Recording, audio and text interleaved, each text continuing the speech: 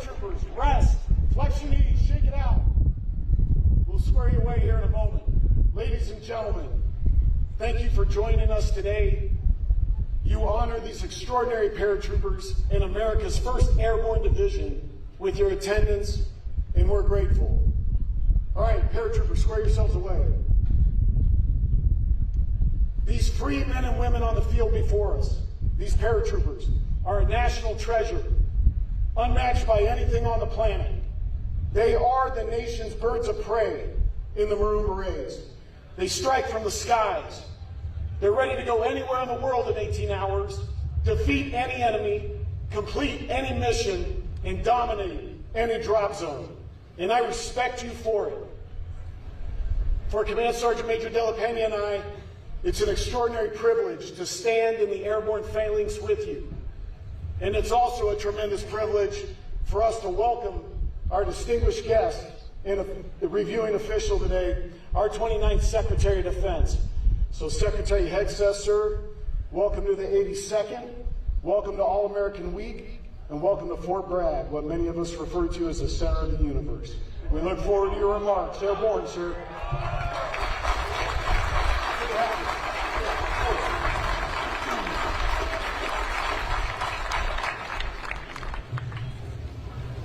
What an amazing day. What an incredible opportunity. I thought I had the best job in the country. I don't think I do. Major General Work, thank you. Congratulations. Appreciate your actions, your words, and your leadership. Along with Command Sergeant Major Della Pena, two of the best jobs in the country, best jobs in the world. It is an absolute honor to be here, not just amongst the current, but amongst the past. Amongst those who stand the line, and those who stood the line, those who fight and those who support them. This here, I know, is a community. It means the world for me and my staff to be here. There is nowhere I would rather be. We've had this day circled on our calendar in the Pentagon for quite some time. It is great to be here at Fort Bragg. It is Fort Bragg again.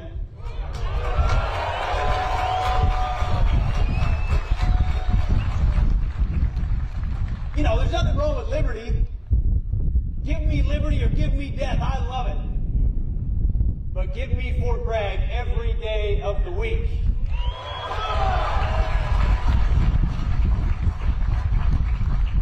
And to this formation out here, this beautiful formation, as I look, a message from our Commander-in-Chief, from your Commander-in-Chief, from President Donald J. Trump. We know that all of you, America's 911, that you have our back.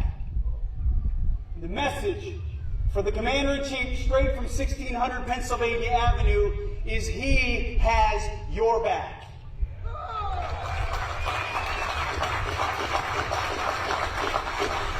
I get a chance to watch it every day. In the Oval Office, on foreign trips, wherever he is laser focused on putting America and Americans first and ensuring peace through strength.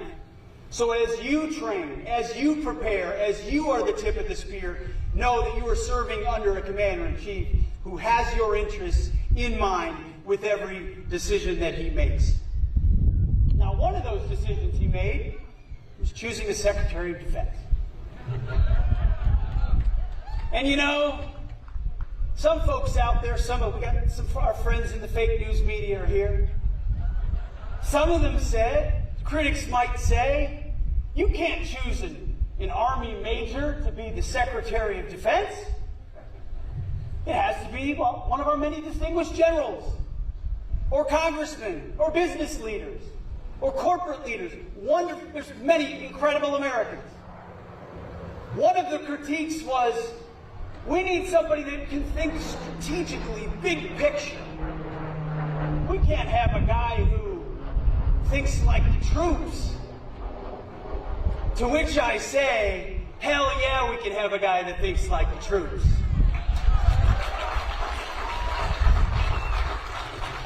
You see, my job is to think strategically, operationally, but also understand the tactical. I have stood, not that long ago, in a formation like this one. And if you didn't hear it, please rest. Double rest. If that's a command from the Secretary of Defense. I've been in that formation, loosening my knees, taking a deep breath, gazing over the horizon, sweating and wondering what time it is, but I can't move my arm. I've been in your boots, not yours. 101st, it's not the 82nd. I get it. I'll admit that on a day like today. Not quite your boots or your beret, but close. And so as I thought about this speech, I have an amazing staff. A wonderful staff and a great speech writing team. And they put together a binder of 27 pages. I mean, it's like the Gettysburg Address meets the State of the Union. Churchill meets Reagan. But then I thought, wait, the last thing I want, if I'm standing in formation, is a 27-page speech. So I will spare you that today. The old-timers appreciate that one because they can sound that off. I recognize in many ways many of the aspirations, thoughts, anxieties, fears, dreams that you have standing in formation, you and your families. My job is to stay focused on you and our warfighters every single day. So my message today is simple, and on behalf of the President, we're going to bring it back to the basics. The basics, sir, that you talk so much about, that the 82nd Airborne is focused on. We're going to restore the warrior ethos, and we are across our formations, a standard that's set here every single day. We will focus on readiness, on training, on warfighting, on accountability, on standards.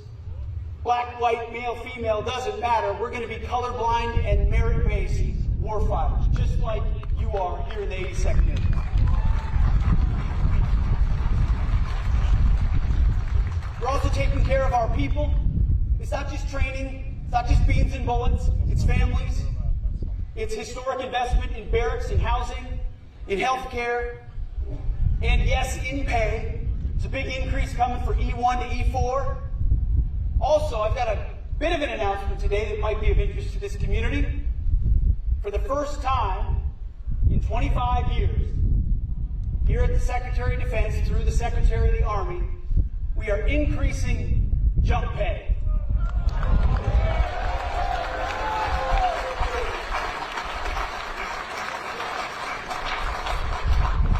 Not only are we increasing jump pay, but for the first time, jump masters who have never been compensated additionally for that additional duty are going to receive an additional $150 a month in incentive pay.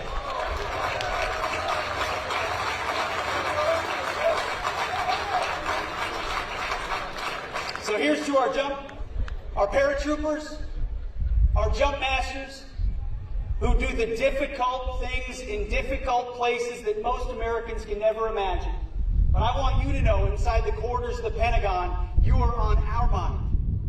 With the decisions that we make in budgets, in planning, in deployments, in orders, in reorganizations, we have you and your families in mind. We're also going to rebuild our military. President Trump is committed to historic investments inside our formations. Our promise to you is that when the 82nd Airborne is deployed, if we have to call 911 for America's response force, you will be equipped better than any other fighting force in the world. You should never enter and will never enter under President Trump's watch a fair fight. That's my promise to you. We will rebuild this military.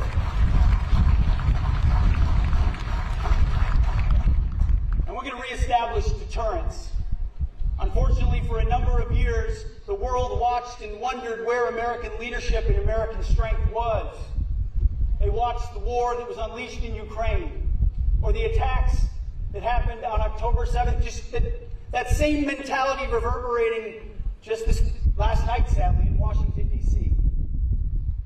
We saw the debacle of what happened in Afghanistan. President Trump has said, by putting America first, we will reestablish peace through strength, and we will reestablish deterrence. And when I look out at this formation, the eyes of the men and women and these flags, I see the eyes of deterrence. I see the eyes of American strength. I see the eyes that will deter the wars that we don't want to fight, because we know we have a president committed, a commander-in-chief committed to peace. Peace through strength. And my first platoon motto we ever had, which is one that you all know well, it's those who long for peace must prepare for war. You live that motto every single day on behalf of our nation, and I cannot thank you enough, express our gratitude enough for what you do. So, in conclusion, I'm going to turn to page 27 and end with some well-written words deserved of a fantastic formation like this one. I'm grateful to be assembled here amongst America's Guard of Honor, the warriors of the 82nd Airborne Division, your families, and so many stout-hearted veterans. Like those who came before you, you keep showing the world the stuff you're made of, because we know you are ready for the important work that lies ahead. On behalf of the President of the United States, on behalf of the Office of the Secretary of Defense, on behalf of a grateful nation, Godspeed to all of you. God bless the United States of America. And Airborne, all the way. Cool. Thank you.